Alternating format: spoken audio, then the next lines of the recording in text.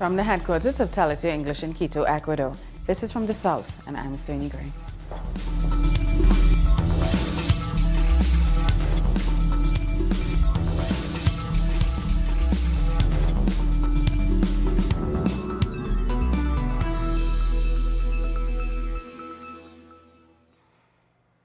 The United Nations General Assembly is debating a resolution to end the U.S. blockade against Cuba. Speaker after speaker spoke out against the economic, financial and commercial blockade, which has lasted for almost 60 years. A series of regional organizations, including CELAC, CARICOM and ASEAN, also condemned the blockade. They described it as illegal and affecting the lives of millions.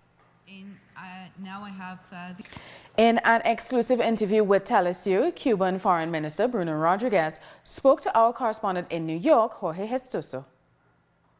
Well, we saw the greater part of the debate, the discussion of the resolution. The most important thing is the need to put an end to the financial, commercial and economic blockade against Cuba. So what happened today was the discussion of this document, this resolution, the contributions from the delegations. Well, this will finish tomorrow morning.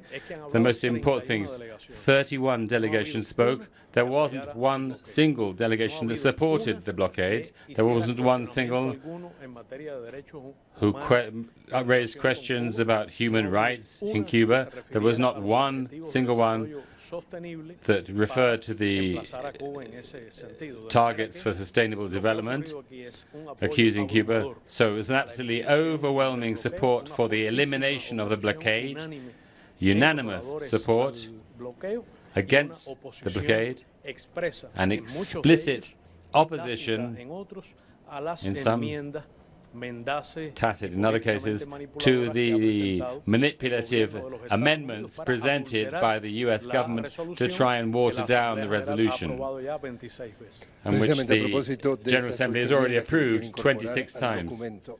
Upon these amendments, what kind of pressure is being exercised by the U.S. to incorporate these into the document? It was clear in the General Assembly to see U.S. officials trying to exert pressure directly, sometimes almost public pressure, not only against representatives of member states, but also about officials of the General Secretary of the United Nations itself.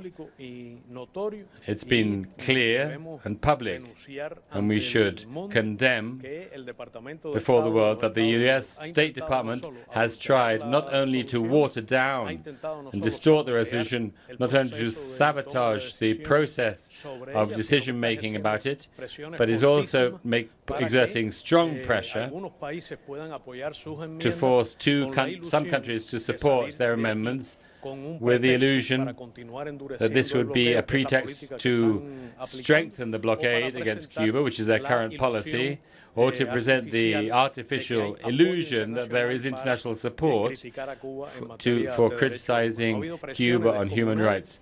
There were outrageous, unacceptable pressure being exerted. And on the question of procedure, what's happening? Certainly, you will have noticed that the Cuban delegation, which was sitting in the Assembly, has been working actively throughout the morning. There's been a sort of procedural ambush, not public, but permanent, because the State Department has tried to impose the U.S.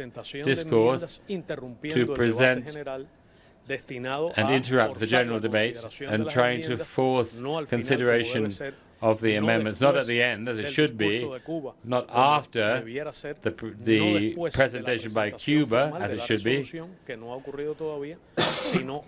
but before the formal presentation of the resolution. It's an infantile behavior by the United States to try and impose their agenda before Cuba speaks.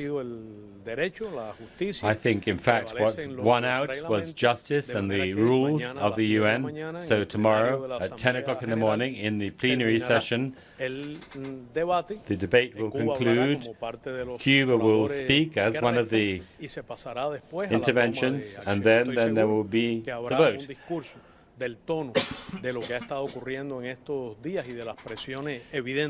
Because of the pressure exerted in recent days, the U.S. has no international support for its position. And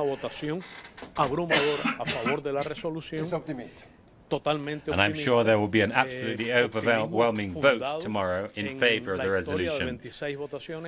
There have already been 26 votes in favor of Cuba's position against the blockade in previous years, and I'm sure there will be another overwhelming refusal of the U.S. amendments, whose only objective is to water down and manipulate the resolution in order to provide some kind of international pretext to harden the blockade against Cuba.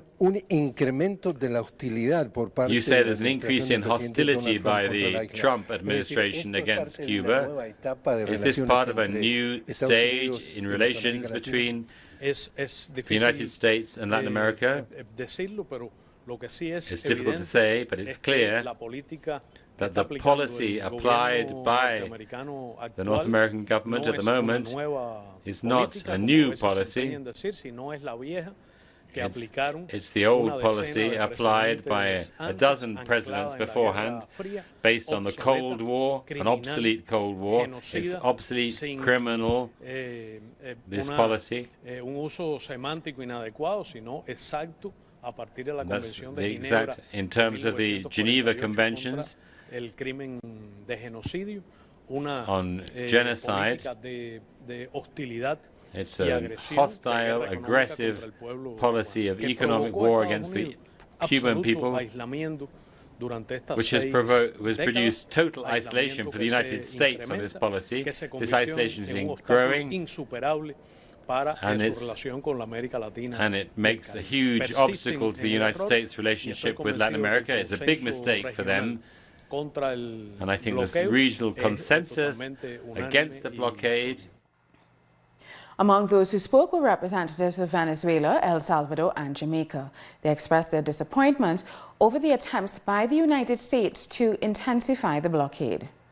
That the time has come to take concerted action to build international mechanisms which would make it possible to counter the effects of the illegal coercive measures against hundreds of millions of people who are innocent victims throughout the world.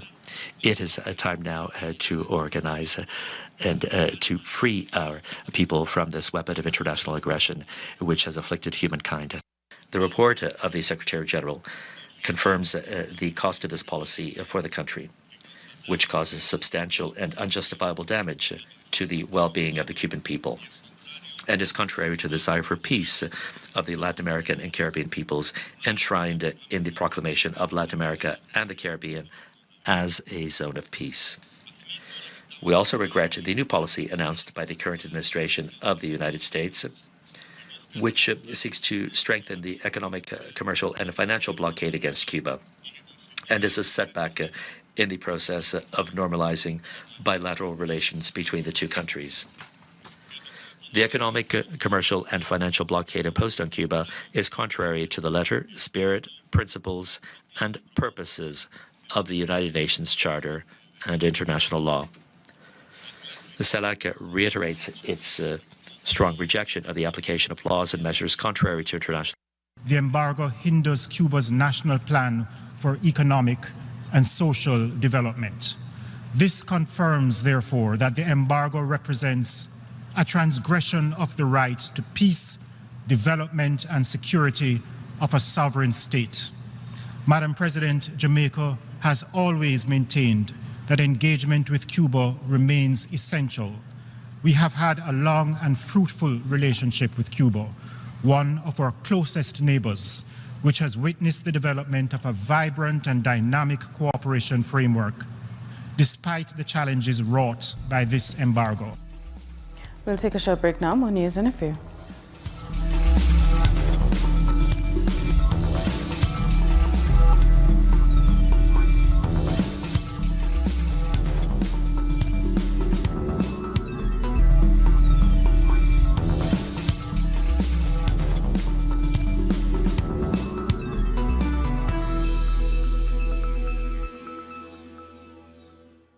Welcome back. A new migrant caravan has left El Salvador as citizens continue to flee their countries for what they hope is a better future. This new group is reportedly made up of around 2,000 people. Many walked with Salvadorian flags as motorists honked in support. This is the fourth caravan so far to leave Central America for the United States as the mass exodus continues.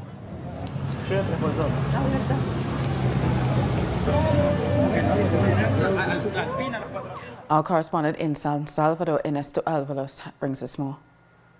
A new caravan of Salvadorian migrants has set out towards the United States. They hope to reach the Guatemalan border by Wednesday afternoon. Despite warnings by authorities about the dangers of the journey, they have pressed ahead. These people are set on making it to the United States. They hope to join the first caravan that left San Salvador on Sunday and has already reached Chile. The first migrant caravan has already traveled over 1,000 kilometers. On Tuesday, they arrived to the town of Huachichan in Oaxaca state. There are over 5,000 Central Americans that remain firm on their decision to reach the northern border in Mexico. One of them is Carolina Garcia, who turned 22 on her way to the north. She received a message from her mother, who stayed in Honduras. There are no jobs in Honduras and the prices are high. Now the president passed a bill that said that from the age of 30 they are not going to work. That is why there is a lot of crime. Finding a place to sleep is a hard task. It's not easy to be the first one to arrive when you have two small children, but nothing is affecting this family's spirit to move forward. The truth is that it has been rough, a lot of fatigue, but we have the goal to reach our final destination. Sometimes I have to say to my children, let's go, sometimes pulling them and sometimes walking. Mexican people continue to show kindness, even here in Juchitán, where the community is still recovering from the destruction caused by an earthquake. We have prepared this place so they can be here and giving them food, a roof and health safety too. The Oaxaca Ombudsman's office helps migrants with access to telephone lines to call their homes.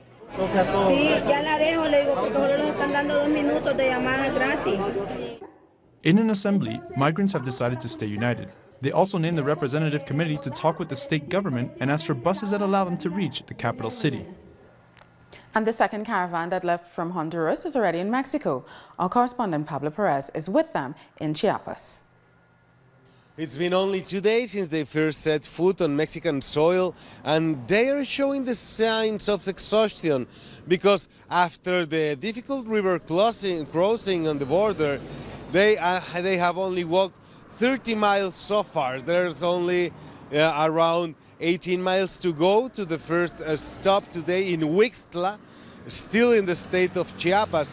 And they have high hopes, really high hopes of reaching the first group of the migrant caravan, but they are 250 miles away still. So it's difficult because physically they're running on fumes, and they still have long stretches of road without any possibility of getting help from the villagers around, because there's still even one stretch that has about 60 or 70 miles without any population at all, which is the way they get their water and food. So they have to wait, and they have to deliberate what is the best choice to take in order to reach the first caravan. Meanwhile, U.S. President Donald Trump has said the number of military troops that will be deployed to the Mexican border could reach as high as 15,000. Operations will be focused in the states of Texas, Arizona, and California. Over 5,000 troops are expected to be deployed by the end of the week, and around 2,000 soldiers are already stationed at the border. Switching gears now, in Brazil, social movements and different parties have united to build a resistance against President-elect Jair Bolsonaro. They say he represents a setback to human rights and is a threat to minorities. Social and left-leaning movements in Brazil are creating a broad front of resistance for democracy to resist against the incoming government of Jair Bolsonaro. The protest and march, organized by social movements around the country, confirmed the willingness to reject the hate speech against minorities promoted by the elected president. Bolsonaro has to follow the Brazilian constitution and respect people's rights. Indigenous people will never be intimidated by the militarism, nor by the authoritarianism that he is promoting.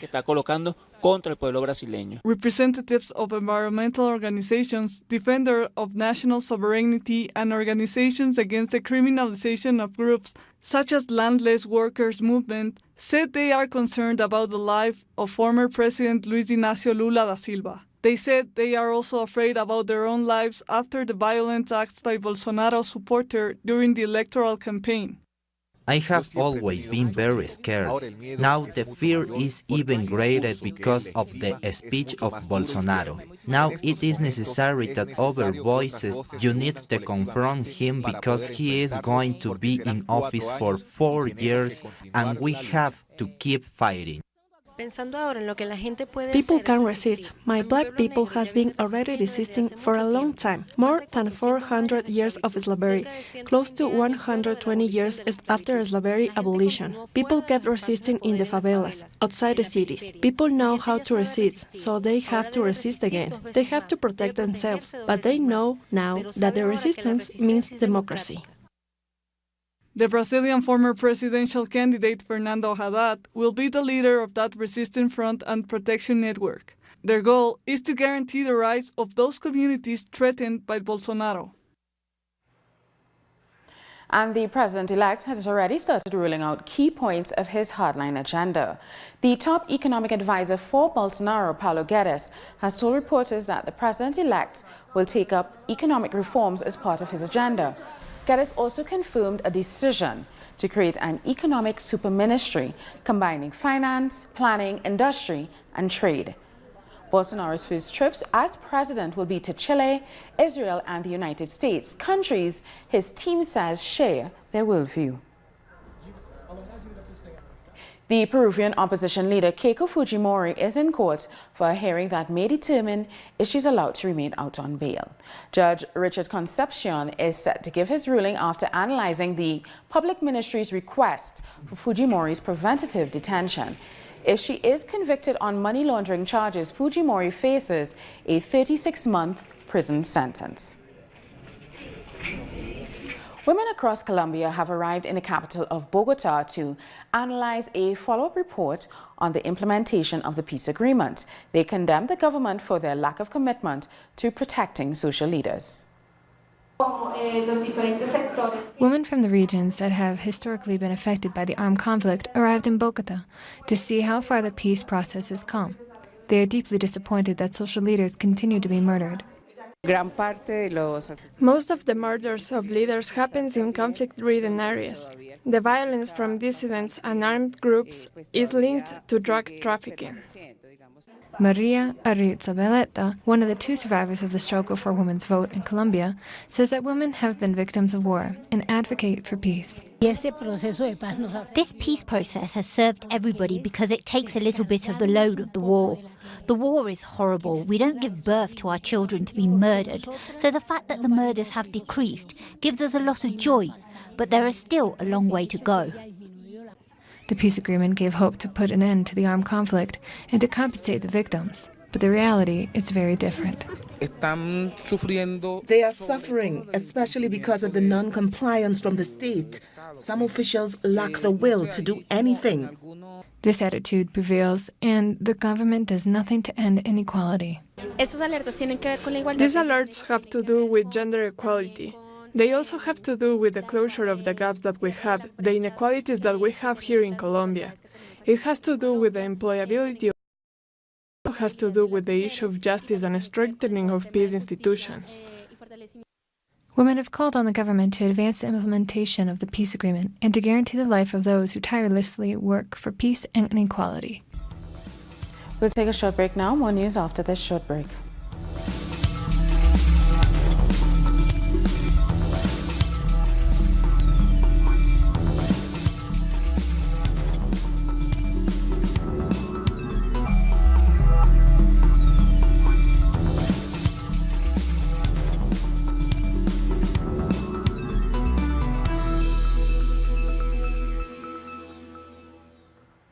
Welcome back. For the first time, Turkey has given details on the way the Saudi journalist Jamal Khashoggi died. According to Turkey's prosecutor's office, Khashoggi was suffocated as soon as he entered the Saudi consulate on the 2nd of October. The statement also said it was a pre-planned killing and that his body was then dismembered and disposed of. It added that no concrete results were reached this week with Saudi's public prosecutor's visit to Turkey. One person is dead and 3 others injured in an explosion at the Federal Security Service headquarters in Russia. Russia's investigative committee said a 17-year-old teenager blew himself up in the lobby of the office, detonating a homemade bomb. The committee said the teenager was a resident of the city where the headquarters are based. Now, the cause of the attack are still being investigated. The mayor of Cape Town, Patricia de Lille, has resigned from her position as a city mayor and as a member of the Democratic Alliance Party. She made the announcement at the Western Cape High Court, where she filed papers challenging a resolution by the council to have her criminally charged for alleged wrongdoing. Last week, 5 Democratic Alliance Cape Town City Council members resigned, citing racism in the party.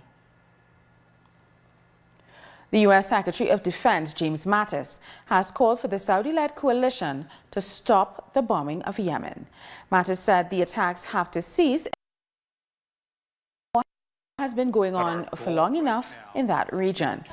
This call comes amid criticism of the U.S. support for the Saudi-led coalition in the conflict. But our goal right now is to achieve a level of capability by those forces fighting against the Houthis that they are not killing innocent people. The longer-term solution, and by longer-term I mean 30 days from now, we want to see everybody around a peace table based on a ceasefire, based on a pullback from the border, and then based on ceasing dropping of bombs that will permit the special envoy, Martin Griffiths, who's very good, he knows what he's doing, to get them together in Sweden and end this war. That is the only way we're going to really solve this. Rescue teams in the Philippines have reportedly rescued 4 persons who were buried in typhoon-triggered landslides. Rescue workers continue their search for at least 30 persons still trapped under the rubble. 7 people were killed on Tuesday when Typhoon U2 swept across the main island of Luzon. In a landmark ruling, Pakistan's Supreme Court has acquitted a woman who has been on death row for 8 years under blasphemy charges. Asha Bibi won her appeal against the conviction and death sentence, and her death sentence was overturned. Back in 2010, she was found guilty of taking the Prophet Muhammad's name in vain while arguing with neighbors. Following the judgment, security has been beefed up as angry protests erupted by the Islamist Jamaat-e-Islami party. They strongly oppose her acquittal and have issued death threats. India has unveiled the world's tallest statue in the western state of Gujarat. At 182 meters, it is twice the height of the Statue of Liberty. The bronze statue was made in honor of one of India's biggest freedom fighters, Sardar Vallabhbhai Patel.